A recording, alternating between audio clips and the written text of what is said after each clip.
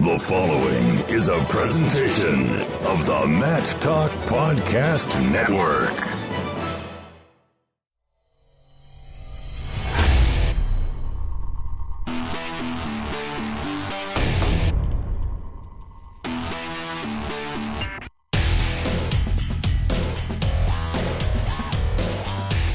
And welcome, wrestling fans. This is episode 492 of the Shorttime Wrestling Podcast. I'm your host, Hall of Fame wrestling writer, broadcaster, and announcer Jason Bryant, and this show dives into all levels of wrestling, aimed to educate and inform. Today on the program, we will be talking with the head coach of McKendree Women's Wrestling, Sam Schmitz. He's also an assistant with the men's program. The Bearcats, fresh off the school's first National Duels Championship a couple weeks ago in Louisville. We'll talk about Sam's coaching acumen, where he's coming from, how he's developing his coaching system with coaching women and men at the same time, his background, how he got into coaching, and also the dynamic between him and his wife, and, how those credentials work, how that coaching dynamic worked. It's a wrestling family that's created a wrestling family. So Sam Schmitz coming up. Recorded this just about a couple days after the National Duels, so January 7th, so we're about 2 weeks old at the time of release. Also want to throw out a few thank yous. Bill Holton, who has been a team member in the past, also threw a contribution in this way. So I think I might have mentioned that previous episode, but if I didn't, all right, thanks again, Bill. Go Wolves, right? So we're also looking at some things with Matt Talk that are coming down the chute. I've been working diligently on this Little Rock program. And when I say Little Rock program, I mean there will be a documentary type of serialized series on the Matt Talk Podcast Network chronicling year zero of Little Rock wrestling. I've spoken with a number of people. The interviews are up in the 12, 15 range. I just got off the phone with Dan Gable, too, a little humble brag, but talking about what it means to start a program from scratch. Not just a program from scratch, but an entire state from scratch. So that's something. It's going to be called Rocked Up. Look for it on Apple Podcast, because you're not allowed to say iTunes. You're not supposed to say iTunes anymore. So that will be coming down the chute within the next month. Also coming down the chute, those of you who are patrons of this program and like the network at matttalkonline.com/join the team or patreon.com/matttalkonline. The Fargo Almanac is getting a facelift and an update. I had not updated the 2018 results, so if you've already bought that once, your update will be coming. And again, that is something that you buy once, you get free updates for life. And the Division I preview guide will be forthcoming. Pre-sales will begin in September. This is the biggest, most baddest preview guide in the history of the sport of wrestling. You will not be able to find this information in one place anywhere else. It'll be $20. There will be promo codes floating around for listeners of this show. And if you're a patron of the program at a certain level, you also get that as part of your perks. So the hats have been out. The shirts are out. The mugs are out. The draft glasses are out. The next thing that you get as part of your support is, the preview guide. So if you've got fantasy wrestling leagues and drafts and things of that nature, this is going to be your secret weapon. Nothing has ever been put together like this. And I've been doing it for 4 years, maybe 5 years. I can't even remember. But it is just, let's just say, every result, every score, every stat. There's history in there. There are basically, you can make side bets on these things based on the information you have. You can exactly point out, no, it was this year that this guy that was not the top seed, there's so much stuff in there. Yeah, it's a heavy on the sales pitch right now. That will be available at matttalkonline.com. You also check out the Twitter accounts and the Instagrams and the Facebooks and things of that nature. So also, finally, at Matt Talk Online, finally on Instagram. I guess my kid pictures on my personal account and the podcast stuff kind of started to weave in there, but that's the situation. So enough gossip, enough chat. That's an update. Thank you for listening each and every episode of the over 1,000 episodes of wrestling on-demand audio content here on the Matt Talk Podcast Network. If this is your first time listening and you're getting through this stuff and you're like, what is he talking about? Yeah, there's a lot of podcasts on the network, matttalkonline.com, various teams, various levels, various types of discussions, interview shows, various networks. PA Power Wrestling has their stuff here, as does the National Wrestling Hall of Fame, Track Wrestling. So a lot of great wrestling content, diverse wrestling content, a lot of different voices. It's not just 20 shows of me talking. So that's what you want to do. That's what you want to check out. And again, if you like what you hear, I would say go tell somebody. Yeah, go tell somebody, tell a friend, and hit that support link on MattTalkOnline.com. Again, MattTalkOnline.com/join the team. Keeps the lights on here as I'm also working on a lot of these history projects. Oh, boy. Also shaved my head today, but that has nothing to do with history or contributing and supporting the network. That being said, let's get to Sam Schmitz, shall we? Cue the swoosh. It's the Short Time Wrestling Podcast. Today we are talking women's wrestling with the newly anointed National Duels champions. They are the Bearcats of McKendree. They are coached by Sam Schmitz. He is our guest today. Sam, welcome to the program and congratulations on your school's first ever National Duels Championship. Hey, thanks for having me. Thank you. I appreciate it. It's been a little while coming, but yeah, finally pushed through. It's kind of cool. So. And not just the school's first in terms of the women's, it's first overall because the men's team has also been pretty formidable in Division II. So I guess it was a race on who gets it first, the men or the women. Yeah, kind of. We looking at it before we took off on Thursday morning. We kind of thought, man, this could be a kind of a crazy deal if both of us walked away on top. It would have been first time maybe any men's and women's program did that. So it would have been pretty cool. Yeah, we haven't seen it yet. It's been Campbellsville, and there's not that many schools that are in the opportunity to do that. Oklahoma City, Campbellsville. Simon Fraser really hasn't been a player on the men's scene in a while, but there's a handful of schools that the opportunity exists. But I think McKendree, you're right. You guys were in the best position. But before we talk a little bit about the championships, let's just go back in time a little bit. This program is not that old. I believe it started the 2013-2014 season. So a new program in NCAA school. The school has transitioned from NAI to Division II in recent history. But I'm curious on how you ended up getting a women's coaching job at McKendree University. Man, well, I started off, I wrestled at Lindenwood University and was coaching there and helped get the program started over at Lindenwood Belleville, which was a sister school at the time. And then, Coach Kiskin called me in March and he had started the men's program, from its inception back, early 2000s at McKendree. And he had coached against me when I was wrestling at Lindenwood, and he said, hey, we're going to start a women's program over here. And they've given me the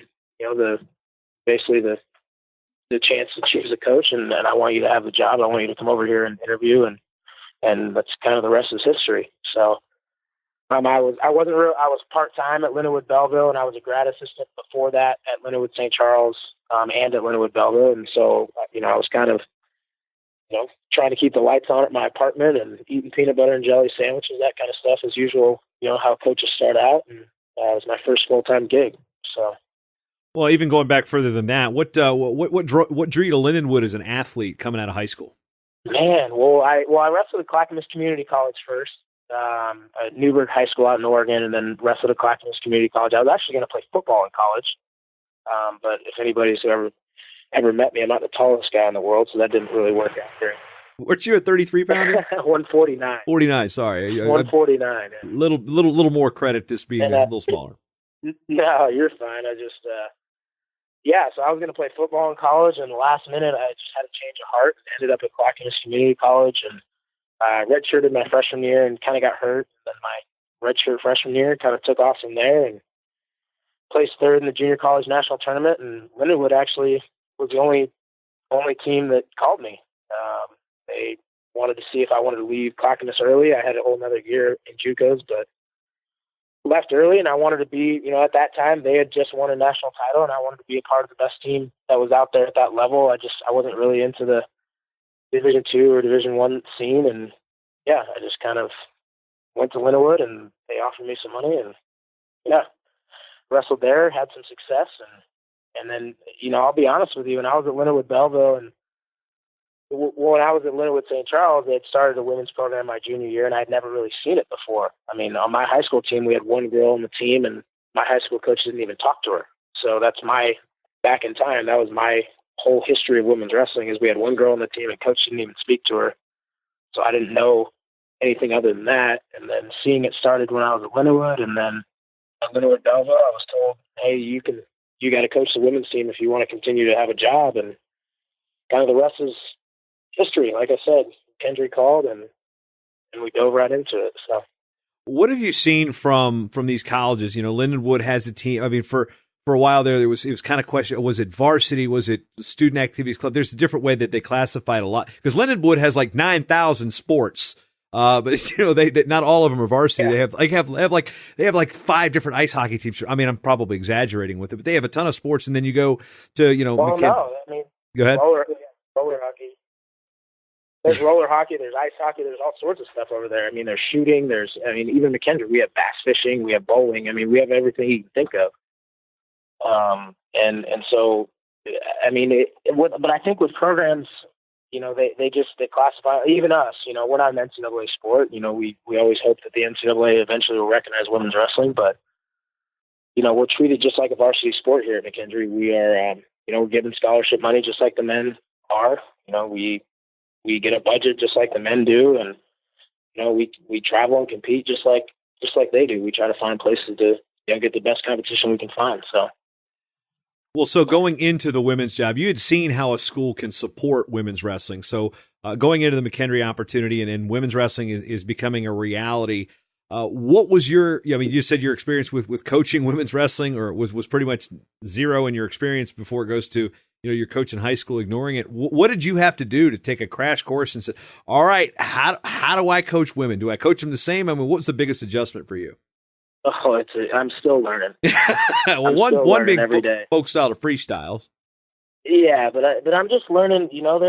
They approach a sport differently. I mean, they pay attention to details, and but other than that, our girls, they work so hard, and at first I was going to treat them just like I would treat any college boy that I was coaching, but they want to feel an attachment, I believe, to their coach.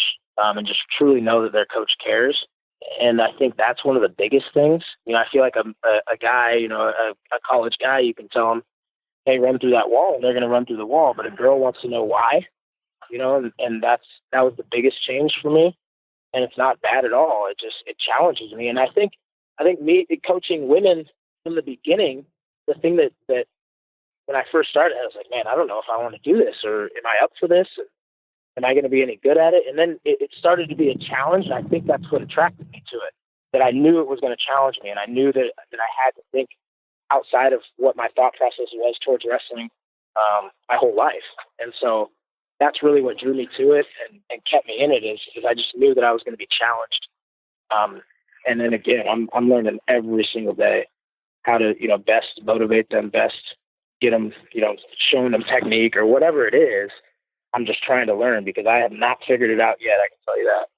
Well, and one thing that's also probably helping as you learn to coach women is you've married into a pretty good wrestling family, as most people will know your wife, Michaela, as her maiden name, Michaela Hutchison, who was historically noted as the first girl to win a state title against the boys when she did that as a sophomore up in Alaska. And what is marrying into that family taught you about wrestling, and maybe about memory and how to remember everybody's freaking names? They have like 9,000 kids.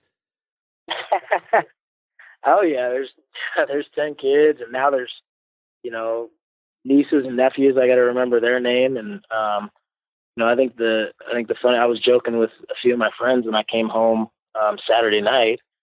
My wife just got back she coaches at Mascoutah High School down here in Illinois, and she had just got back from her tournament, but I get home and we had just won for the first time, and she knows, we've taken second 2 years before that, and I get home and it was just expected in this family now. Winning is just if I didn't come home and we hadn't won, she'd probably, I don't know, tell me to sit outside for a little while, or I don't get to sleep in the bed or whatever it is. But, she just expected that we won, and it's kind of funny. But yeah, she has created her own legacy, and she's an amazing, amazing wrestler, but also just even a better person. And that, being in that family and learning about wrestling, I mean, they just had the youngest one, Gideon, just got done wrestling at the Alaska State Tournament in December, and he's the last one. He's the last one of their legacy, and now, the next year the Alaska State Tournament won't have a Hutchison in it, and it'll be a little different. So Yeah, I think I read a story. I think it would be the first time in like 20-something years there wouldn't be a Hutchinson state tournament. Yeah. So, and I want to dial in on this a little bit before we talk about the national duels. Too is you hired Michaela as your grad assistant a couple years ago. Did you ever believe that when you were hiring a women's assistant coach that you would be like hiring your wife eventually? Never, not even a thought. Not even a thought. And that's kind of what everybody laughs at it now, but it never was even a thought. It was, all right, how do we find the best person to help this program get better, and bring some, obviously, our own name. People knew who that was, and still know who that is. And how do we get some, notoriety built before we even, before the program has even done anything. And so, no, I didn't think that at all. And the more time we spent around each other, the more we talked to each other, like, geez, this is weird that we've never met before. The moment she walked on campus, and 6 years later, we're married and have a kid on the way. And but from the beginning, no, honestly, we never even thought that. And I couldn't tell you where it's gone, but time has flown by and it's different. So, yeah. I just want to know some detail. I'm diving in on stuff. I don't know if you're expecting me to go this route, but I'm curious. I want to know about that first date. Who asked who out? I don't even remember. I know that my mom came to visit and went out to dinner with both of us. I think it was Michaela's birthday, the first time that her birthday's in September, and she had shown up on campus maybe 2 or 3 weeks before that, right? And she doesn't know anybody, so my mom was in town visiting from Oregon, and it's like, hey, well, let's take Michaela out for a birthday. And that was kind of the first time that my mom looked at me and her sitting and talking to each other, and she's like, okay, you two, like, you shouldn't be. And I think her mom did the same thing when she met both of us. It's like, you guys can't, fall in love or whatever you want to call it. And obviously, as kids do, we didn't listen to our parents, but so. Yeah, but I don't know who asked you out first, but it just kind of happened. I don't even know how to explain it. I don't think either one of us know how to explain it. But she was wrestling at the time, and I was coaching her, and she didn't think she was going to wrestle. So she came to coach, and that's it. And she had gotten in a car accident before she started coaching here, and she was wrestling with the girls, and then she would wrestle at boys practice, and she was beating up some of our 25-pounders. And Coach Kiskin and I looked at each other, and we kind of talked to her and said, hey, why don't you keep wrestling? And it's like it never even crossed her mind. And then, the rest is history with that. She wins the U.S. Open and does pretty well on the senior circuit. And, I don't even know. It all seems like a blur now that we're, 5.5 years later, and sitting here. But I can't remember how it all started. But well, this is history, I guess.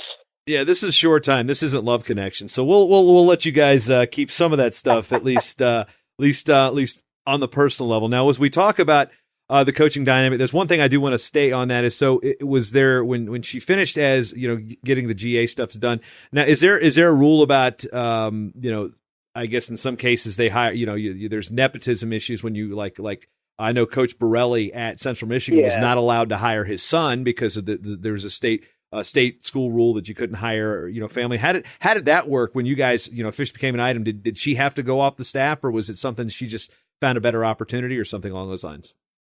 Yeah, I mean, a little bit, but I think she kind of wanted to, not that we wanted to separate our lives, but there was a little bit of that, like, hey, maybe we should find her a job in a high school or whatever.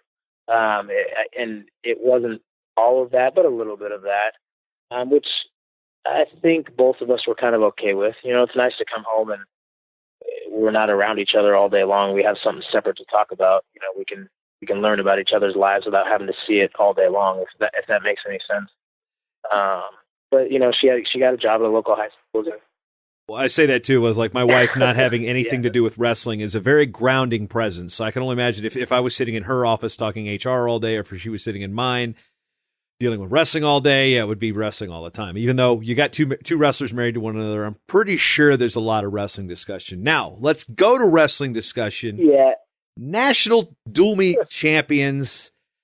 First year it was in Louisville. First of all, thoughts on the experience of Matt Mayhem and thoughts on where the growth of women's wrestling is with the dual meet format. Matt, the tournament, I think every year they do a great job of, of getting people there and it's organized. We know what time we're wrestling, all those good things. And Louisville is a very cool place. We're right next to the new arena, huge venue, very, very cool. And I think we struggle a little bit as far as getting full women's teams and rosters there. I mean, I'm not quite sure where we're falling short of that. But I think the dual meet format is a lot of fun. I know it's a lot of fun for our kids, and they enjoy it a ton. We go to these big open tournaments and USA Wrestling events through the year and that kind of stuff, and it's kind of fun to sit down and have dual meets where they're watching their teammates wrestle and they get to get behind them, and it feels like a family environment, and it's a cool experience for us. It's obviously very cool that we won, but it's even better that we get to come together as a group and just enjoy each other and be around each other on one mat and kind of feel the energy that we have. It was very cool. So. Now, before we even dive into the dynamics of the actual bracket, I'm curious, and dialing back a little bit, on the relationship between the men's program and the women's program at McKendree. I mean, you said that Coach Kiskin, many might remember back in the day, he wrestled at North Dakota way back when they had a program. So, what was that dynamic like when you add a men's and women's program? The seasons overlap. They're not the same. A lot of fans don't know that, the women's season will typically end. Of course, now we've got different changes with the way the calendar's working with the NAIA schools, but typically the season's done late January, early February, whereas, wrestling's got another month to go. So there's overlap, and how do the two programs coexist with one another? What's that relationship like? It's unbelievable. I think we have it down almost, not, I wouldn't say perfect, but we have it down very, very well. I still work as the assistant for the men, and coach them. I mean, we had practice today, and I'm in the room with the guys every day. I get to wrestle with them and coach them, and I love that. But also, the men and our other men's coaches, they love these girls like they're, like it's all one program. And we do very well. I mean, even to the point, where our girls practice in the morning before school starts, and the boys practice at your typical 3:00 time slot in the afternoon. But there's girls in there that if they want to get some extra work in, they'll come in and warm up and drill during guys practice, and they're not looked at as anything other than just a wrestler with wrestling shoes on. And I think the relationship between our two programs is fantastic. And we push each other and we challenge each other, and they want to see each other succeed, and the girls are there watching the boys and want them to win, and vice versa. The boys shoot, even after the boys, they took 4th place and they lost that last duel, and shake hands and they sit down and they say, hey, what mat is the finals for the girls on? They want to be there and watch, and it's just a nice relationship to have. It makes for a great working environment, but I think these kids, they truly feel supported throughout. Not just from their women, not just from myself and Gabby Wyrick, who's our other coach, but through the entire coaching staff and the entire team. It really is a big family, and it's fun to be a part of. Yeah, one thing King coach Jason Mormon had mentioned, he goes, we don't have two, we have one program, we have two teams, and it treats the rest, I said men's program, women's program, men's team, women's team, and he likes to refer to everything as a program. Do you guys kind of subscribe to that theory as well? That's exactly right. That's exactly right. I agree with Jason 100%. I think, Coach Kiskin says that every year to our men and to our women. He says, this is McKendree wrestling. This isn't McKendree men's wrestling and McKendree women's wrestling. This is McKendree wrestling. And you have that Bearcat on you. You're a wrestler. It doesn't, we're not looking at you have a ponytail or you don't. It's, you're a wrestler on our team, and we're going to try to make you the best you can be. And it's one program. That's exactly right. I couldn't agree with that more. Now getting to the duels, you open up with a 34-9 win over Southern Oregon as a tournament top seed. Then you beat Emmanuel, which it has. I think they've wrestled like 40 dual meets this year already. And then you beat King 24-17 in the finals. They had beaten Wayland Baptist, who came in with some pretty high expectations this year. But overall, how would you grade the team's performance? I'd give us about a B. Honestly, I don't think, and I think our girls would agree with that, I don't think we wrestled our best. We talked about it, after the Southern Oregon duel and even after the Emmanuel duel. And I told our girls after the Emmanuel duel, I said, listen, if you wrestle like that this afternoon, we're going to get beat. And we need to expect to win. We need to go out there and score points. And we just didn't wrestle our best. I think, that for a coach is nice to see that we can still win dual meets and not wrestle our best. And we still have things to work on. We still have places where we need to, improve, but we just weren't firing on all cylinders. I don't know if it was we came back from Christmas break a little bit too late, or we did 2-a-days for a little while and didn't back off early enough. I mean, part of that is always going to be evaluated by myself and our other coaches, but we just weren't firing on all cylinders from the very beginning. From the Southern Oregon duel, we just didn't look like we had looked all year. And so, we'll move forward and figure out how to do a better job of being ready for whether it's national duels or the national tournament or, just everything we do. We just got to evaluate and see if we can do a better job next time. So, yeah, but I'd definitely say about a B would be, our wrestling performance. So. One thing you were familiar with as an athlete in the NAIA was the opportunity that your teams had multiple entries that could compete in the postseason. The women's wrestling scene also has that, but it also on the women's side makes dual meets a little bit more flexible than you would see at maybe the Division I level, where you see a lot more weight classes bumping. I've seen that a lot more frequently in the women's wrestling, and sometimes that can lead to like name athletes taking some losses as they move up in weights or bouncing between weights. How do you deal with your athletes who are accomplished? Say, let's use Alexis Porter as an example. She's got a junior world bronze medal. She took a couple losses this weekend. People might look at that and be like, wow, that's not supposed to happen. That's a testament to how deep women's wrestling is now in the college level. But two, I mean, how do you balance that coaching with, okay, you're bumping up, you're bumping down, you're at your weight? I mean, there's a lot of jockeying here to win these things. Yeah, and I think, this weekend I wouldn't say we don't have that option. We didn't have that option with this team, but we didn't really utilize it. I mean, Alexis weighed in at 136 and we didn't weigh anybody in at 143, just so that we could, if we needed to use her at 136 to maybe hopefully get a win against maybe a different quality opponent or whatever the case is, or maybe score a point, like the freestyle dual meet format. You get a point for scoring in the match if you get beat or you get teched.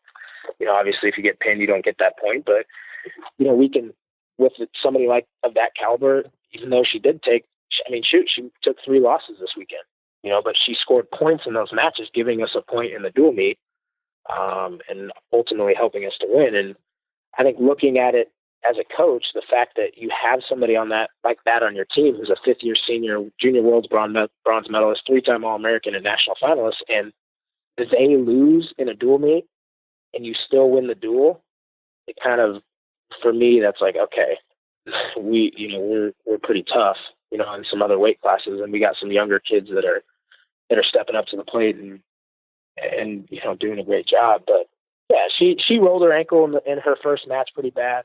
And that was kind of in her head a little bit.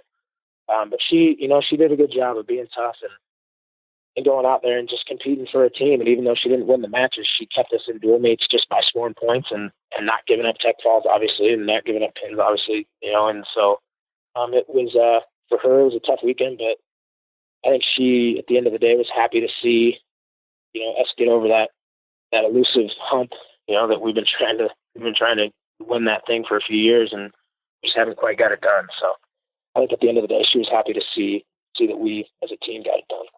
Another wrestler who's coming off a very busy summer is Alex Glade. She was on the junior world team in 2017. Didn't place out there, then goes to the world championships at the senior level as a training partner. She was out there and then is on the U23 world team and comes away with a bronze medal. Was that something that you saw in her, that she was ready to make that jump from, the junior level's not placing to like a U23 bronze? I mean, it seems like her level of wrestling has improved dramatically over the past 12 to 18 months. Yeah. And I think her confidence, in between her ears has been something that has grown. She's starting to believe in herself. She's starting to believe in her offense. She's starting to understand the pace of a match and how things work. And she's understanding wrestling at a higher level, I think, than when she did at Junior Worlds.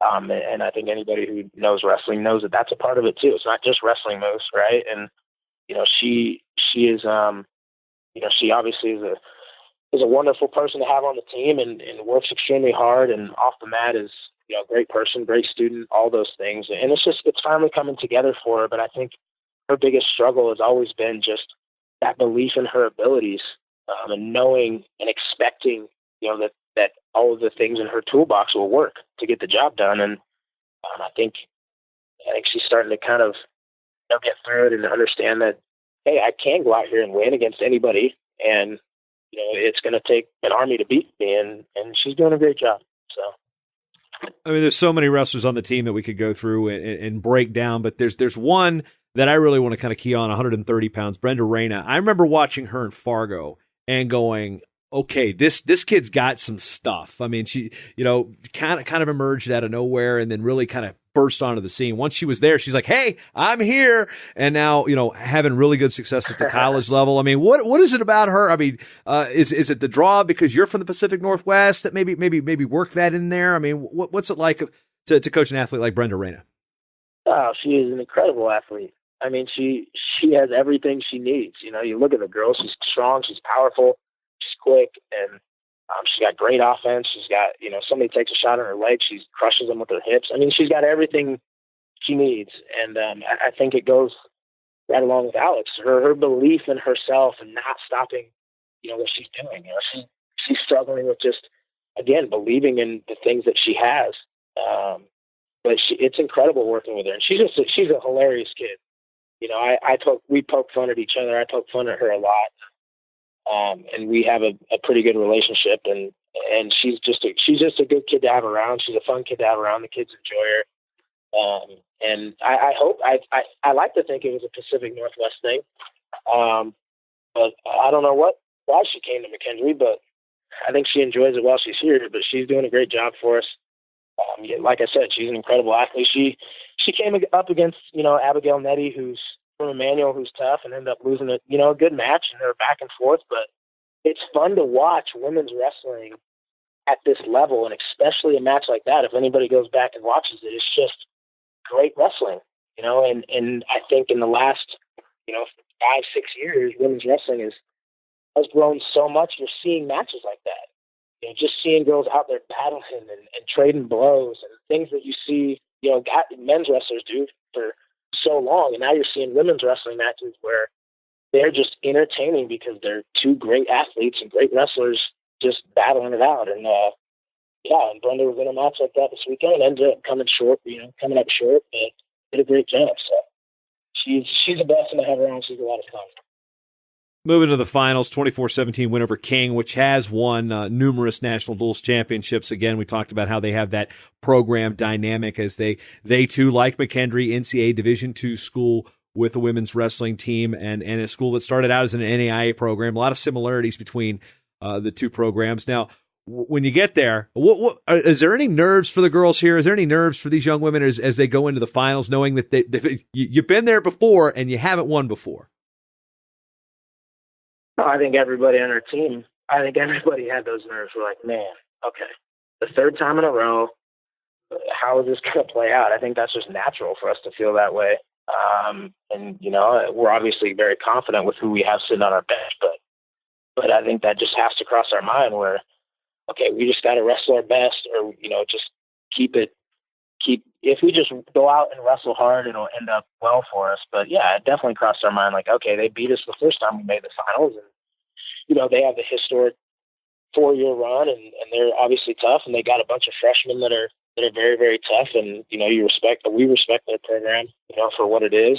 But at that time, it's like, all right, we got to go get one of our own, and but it definitely crossed our mind. Like, hey, we can't let this happen again. And for a week before national duels, some of our girls who were around last year when we lost to Campbellsville, where we come out and win the first 5 matches and then drop the last 5 to lose, they haven't forgot that feeling that they had when we were standing over there behind the bleachers after that duel, and they feel like somebody just ripped their heart out of their chest and stomped on the ground, and so there was some of that doubt in the back of their mind or thought like, hey, we can't let this happen again. And so I don't know what it was, but it definitely, before that duel and during it, it's definitely a testament to our kids, because after, 5.5 years of this program, these kids are finally starting to believe in each other and buy into each other. I think for a long time they were buying into working hard and doing the right things and going to class and all that. But now they're finally starting to look around the wrestling room and believe in the ability of the person next to them and believe in the hard work of the person next to them. And I think that has carried them through this weekend of just trusting each other.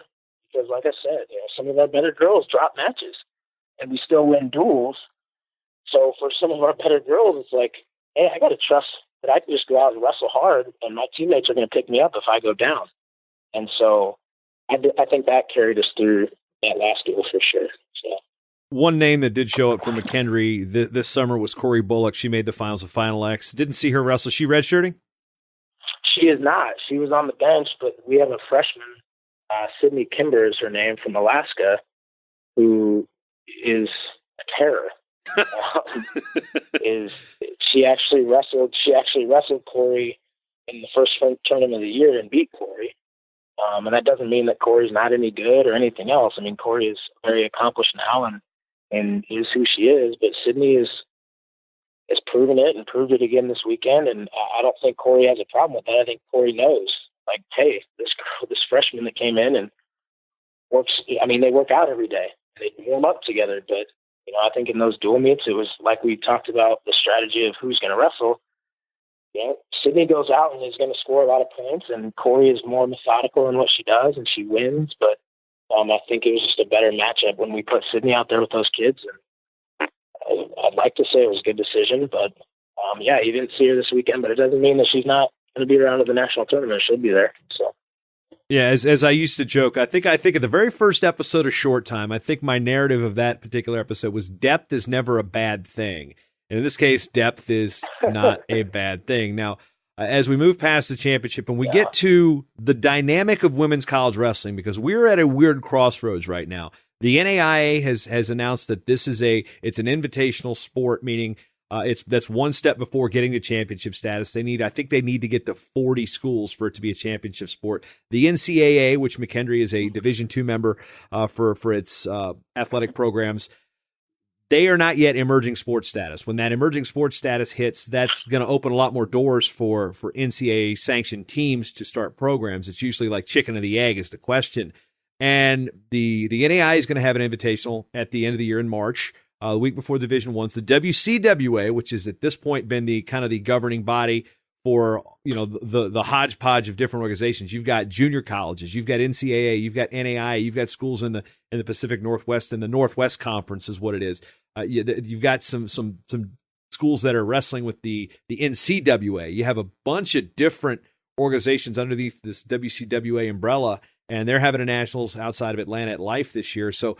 Where does McKendree fit in all this, and what's that landscape like for those who are unfamiliar with how women's college wrestling works? I mean, it's a very cool thing, and it has been for a long time to have the WCWA and the organization that started. I think Archie Randall was a big starter of that, and it's very nice to have that. But I really see it going in a different direction. Even now you see some of the NAIA schools kind of more gearing towards the NAIA schedule and doing things that will help them get ready for that NAIA national tournament, and if that means competing a little later in the school year and doing that type of stuff, that's fine. So I don't know, I mean I see it and I see women's programs popping up all over the place, and the WCWA is a little bit like, man, are we going to keep it rolling, or are we going to split off completely where we just do an NCAA thing and an NAIA thing? But I don't know where it's going to end up. I'm a little bit not nervous, but I'm excited to kind of see what happens, because I think the goal doesn't change for women's college wrestling. I think because it is freestyle, I think the goal for all of us is to help our country develop women's wrestling so that we can get onto the world stage and have success. And I think if we can all keep that in mind, that, hey, we're trying to get these girls on world teams and we're trying to, help our country go and get medals, I think that's very, very important to keep in mind. And yes, the NAI is important, and yes, the NCAA is important, but I think as programs grow and as, teams add, I think that, at the end of the day, that's going to be be the most important thing in my mind.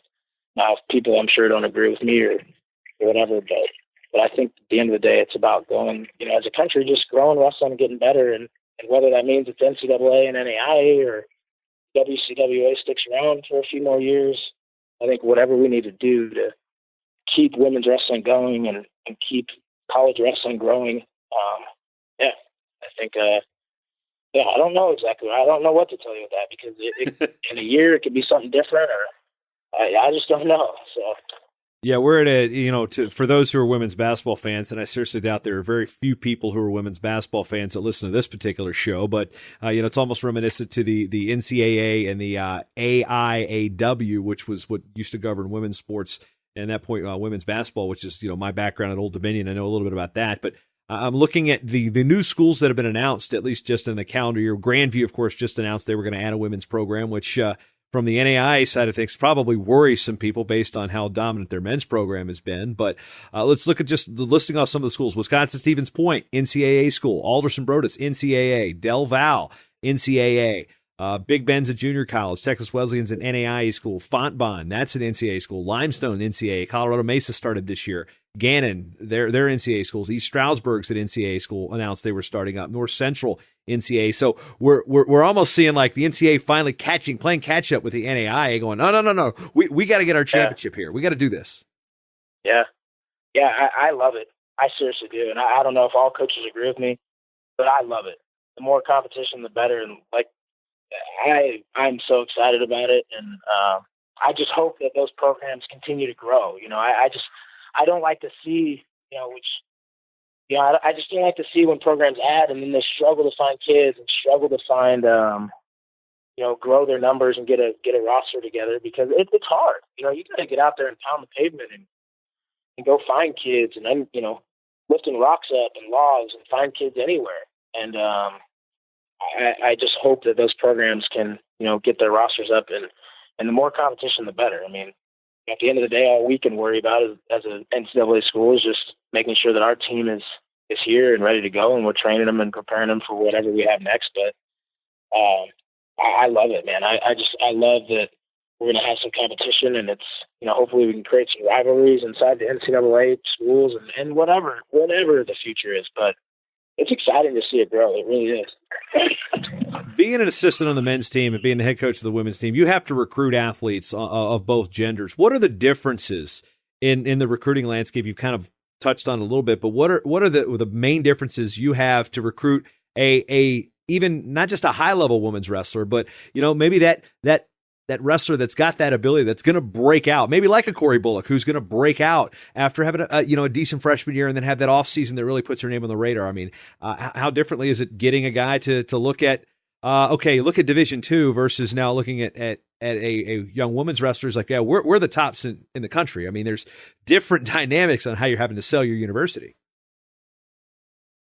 Yeah, and I think that's changed over time just because, we weren't the top of the country when we first started. And I think, trying to get kids to buy into something that didn't exist yet, right? Something that, our program that was only inside of my mind, what I saw and getting them to understand like, hey, this is going to be something, just believe in it. And I think every coach has that same, hopefully, I think has that same mentality when they first start, but just getting kids to buy into our program and what we try to bring to the table. And I think when we go and recruit a women's wrestler, we really honestly, and my coach, my assistant coach, Gabby, she holds me to this, but it's, we are looking at the holistic approach. We're looking at a student, at a kid, and a wrestler, and wrestler is not always the top of that list. We want to make sure we have good students, and we want to make sure that kids are, they're here to wrestle, right? They're here to get an education. They're not here to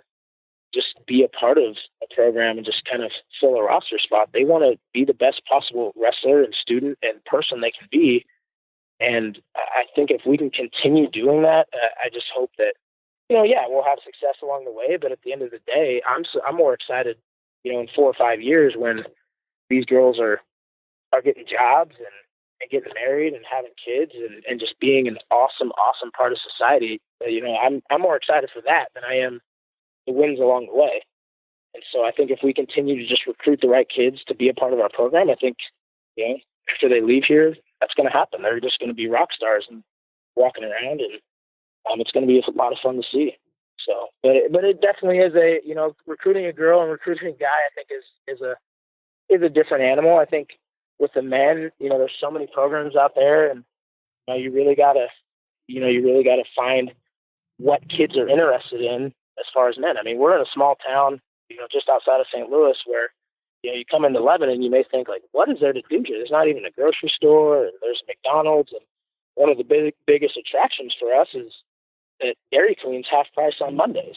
And so Woohoo! It's exactly right. You get a half price Blizzard on Mondays. So, but recruiting kids, I mean, I definitely think there's a difference between men and women. But for the women, I can tell you, the biggest thing is we just want to have a program that they're proud to be a part of, and they know that we as coaches and we as a school and we as professors and administrators, we've invested everything we can invest into their life, and all the energy that we have to help them be a better person. And we haven't figured that out. I'm not perfect, and our other coaches aren't perfect, and our school's not perfect, but we're trying. We're trying to be better every day, and that's all we can do. So. All right, Sam, I got a segment of the show that I've been bringing back. The first time I did it was a couple episodes ago with Aaron and the Swayze talking small college wrestling, and I'm going to do it. It's called Short Time on Short Time. 10 questions, 90 seconds. I want the first thing that pops into your mind. Are you ready for the challenge? Oh man, I guess I don't have a choice. No, you don't. All right.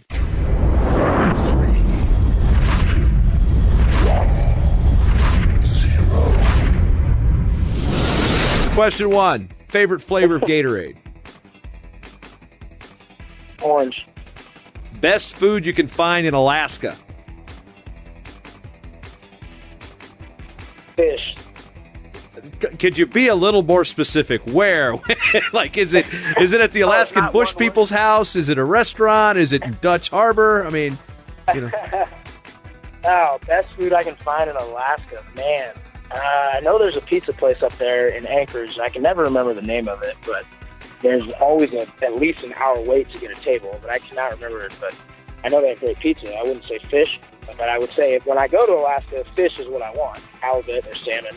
Yeah, I don't want to. It's like when I came out here to Minnesota. I'm going to stop the timer now. I came out to Minnesota. My buddy's like, "Hey, do you want to go to Red Lobster?" No. Take me to a steakhouse. I'm not going to Anchorage for Italian. I'm sorry. Give me some Inuit stuff. Give me some stuff I've never eaten before. Anyway, back on the clock. Where was I at? I don't even know. Okay. Question 4, best place in the world to travel? Right here in the good old USA. I mean, come on. All right. There's beautiful stuff right around here that I want to see still. Yeah, especially where Dairy Queen has half price blizzards. Question 5, worst place in the world to travel? Worst place in the world to travel? Man. I don't want to disrespect anybody's place. I don't know. I don't know if I can answer that one. The answer is Uzbekistan. Next question. Best thing about college coaching? Okay. Just investing in kids' lives, just being around kids and getting to see them grow and learn, and just spending time with them. It's a blessing. It's a lot of fun. Favorite professional wrestler of all time? Hulk Hogan. Okay, that's always good. I mean, if I could rip my shirt like that every day, I would. Yeah, it'd get kind of pricey though. Favorite international wrestler of all time, regardless of gender, regardless of retirement or active? I just love watching Jordan Burroughs compete. Does that count? That counts. That's absolutely. That's also like every right answer. I know. I just love watching him wrestle. I don't know. Question 9: folk style or freestyle? Freestyle. Get rid of folk style. And let the flame war begin. I know. Yeah, and I'm going to be hated for that. I guarantee it. Question 10: I'm not a shoe file, but I do want people's opinions on this. Your favorite wrestling shoe of all time? I don't know. I got these new Ruda shoes, and they are pretty dang comfortable. All right, I'd say that's pretty dang comfortable, man. I've only wear mine around the house, so I don't actually going to get on the mat with them because I don't want to do that because there's no reason I need to be on a mat anymore. You are clear. All right. So for those who want to know more about McKendree Wrestling and where can they find you on the web, social media, of course, the website is mckbearcats.com. That's the school website where you can get the men's and women's schedules throughout the rest of the season. But social media, Sam, you, and maybe some future baby pictures come in. Where can we find you? Oh, they're coming. Yeah, you can Sam Schmitz on Instagram, and on Facebook, same thing. You'll find my wife and myself, but on Facebook and Instagram, just McKendree Women's Wrestling, and you can see us. You can see us update stuff and see what we're up to and see where we're at. Yeah, all that good stuff. Check us out if you ever driving through St. Louis and you feel like taking a detour. You can always come out to Lebanon and check our wrestling room out. We got brand new wrestling room, brand new weight room. Come check us out. So. Yeah, just make sure you do it on a Monday. You can get a half price Blizzard. I can't even say that right, man. You have to come on Monday. If you don't come on Monday, you're missing out. So the half go to Dairy Queen. price Blizzard there in Lebanon, Illinois. Sam Schmitz, congratulations on the National Duels title, and appreciate the time today. Hey, thank you for having me on. I appreciate it. Thank you. The Short Time Wrestling Podcast is proudly outfitted by Compound Clothing. Shirts, singlets, custom gear orders, everything you need. Call up Cliff and the crew at cmpteamwear.com. Hey, you know what? Did you like the show? You want to hit that subscribe button? MatTalkOnline.com/listen. Various different ways to subscribe to this show on your favorite podcatcher of choice. And if you're already subscribed and you already listen and you love the show and you want to support this show and this network, MatTalkOnline.com/join the team. Become a team member today.